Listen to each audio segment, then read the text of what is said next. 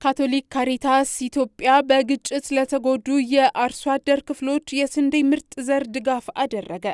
ካቶሊክ ካሪታስ ኢትዮጵያ በባህር ዳር ደሴ ሀገረ ስብከት በግጭት ለተጎዱ የአርሶ አደር ክፍሎች የስንዴ ምርጥ ዘር ድጋፍ አደረገ። በአማራ ክልል በድርቅ ለተጎዱ ማህበረሰብ ምላሽ ለመስጠት በሚሰራው ስራ ላይ የካቶሊክ ካሪታስ ቅርንጫፍ ጽሕፈት ቤት ከካሪታስ ጀርመን በተገኘ የገንዘብ ድጋፍ በዋግኽምራ ዞን በሰቆጣ ዙሪያ ለሚገኙ 2120 ተጋላጭ ለሆኑ ቤተሰቦች በድምሩ 795 ኩንታል ቀድሞ የሚደርስና ጥራቱ የተረጋገጠ የተሻሻለ የስንዴ ምርጥ ዘር ድጋፍ በተሳካ ሁኔታ አሰራጭቷል።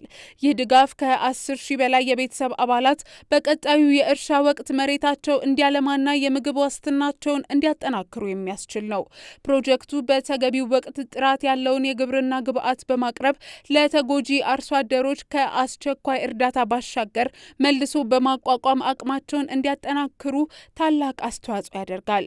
የጽሕፈት ቤቱ ፕሮጀክት አስተባባሪ አቶ ደጀን ይግዛው እንደገለጹት የተሻሻለው የስንዴ ምርጥ ዘር ስርጭቱ በድርቅና በግጭት ለተጎዱ አርሶ አደሮች ከፍተኛ ምርት የሚያስገኝ ጥራት ያለው ዘር እንዲያገኙ ታሳቢ ተደርጎ የተከናወነ መሆኑን ገልጸው ይህ ድጋፍ በመጪው የምርት ዘመን የምግብ ዋስትናን ለማሻሻልና የአርሶ አደር ቤተሰቦችን ለማጠናከር ከፍተኛ ሚና እንደሚጫወት ጠቁመዋል።